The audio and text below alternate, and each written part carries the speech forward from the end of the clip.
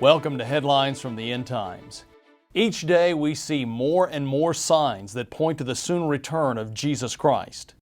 Join us now as we seek to make sense of the nonsense and sound the alarm of the truth of Bible prophecy in current events.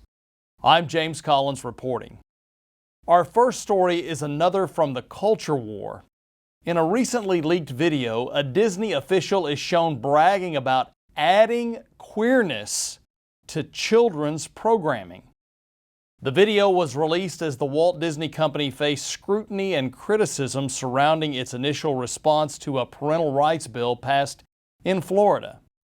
As a result, a new poll conducted by the Christian Post shows that 70% of Americans are less likely to do business with Disney due to its LGBTQ+ activism.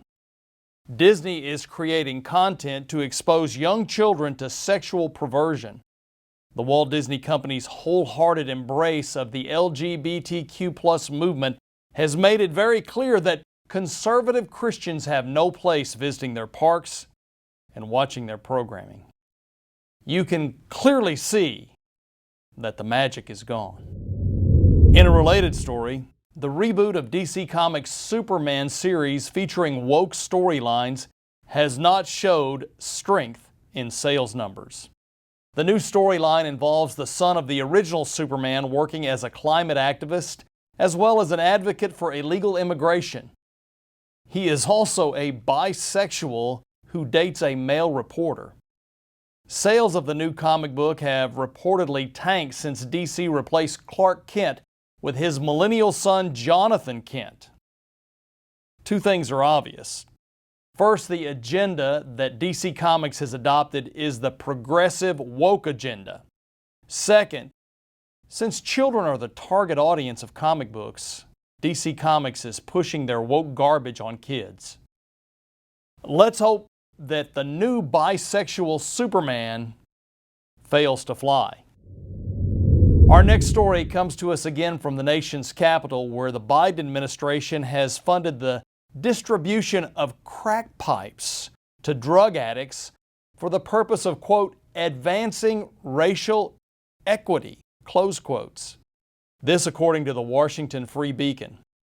A spokesman for the Department of Health and Human Services said that the distributed crack pipes will provide safer pipes for drug addicts when they smoke crack cocaine, crystal meth, or any illicit substance.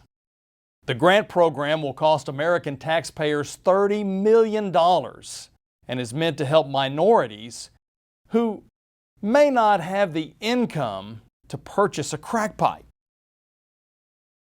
This is just more stupidity coming out of Washington. Accommodating crack addicts in their addiction is just one more crackpot idea seeping out of the bureaucratic swamp on the Potomac. Think about this. We are funding crack addicts and defunding the police. What's wrong is right, and what's right is wrong. Speaking of defunding the police, a new report from the National Fraternal Order of Police, the oldest and largest police union in the United States, said that 2021 was the bloodiest year in history for American law enforcement. The report showed that 346 police officers were shot in the line of duty, 63 of whom were killed. Another disturbing trend is that there were 95 ambush-style attacks in 2021. Ambush-style attacks against police officers were up 115% last year compared to 2020. One of the officers murdered was Sergeant Marlene Ritmanek.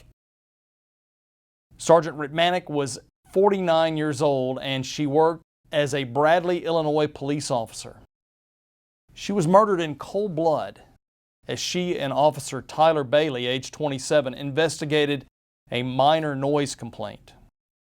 The assailant, Darius Sullivan, somehow got Sergeant Ritmanek's own gun and he executed her with it. Sergeant Ritmanek begged for her life before Sullivan killed her and then shot her partner. She said, "Just leave. You don't have to do this. Please go. Please don't. Please don't." Despite her pleas, Sullivan allegedly shot Ritmanic twice in the neck with her own gun. The war on the police continues in this country with tragic news like this almost every day. Chaos reigns in cities where liberal politicians have made defunding the police a priority. Cities such as Minneapolis, Portland, and Chicago have seen a huge spike in crime, including a record number of murders this past year. There is no doubt that the defund the police movement has created an erosion of respect for law enforcement, and it has fueled more aggression towards police officers than we've seen in previous years.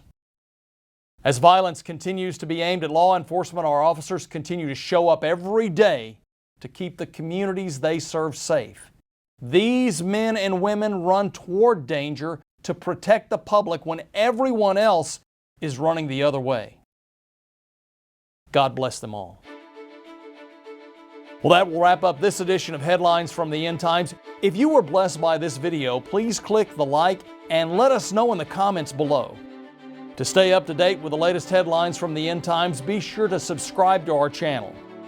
For my producer Marvin McIlvaney and all of the staff here at Prophecy in the News, this is James Collins, leaving you with the words of the Apostle Paul, who said in Ephesians 5:15 and 16, "See then that ye walk circumspectly, not as fools, but as wise, redeeming the time, because the days are evil."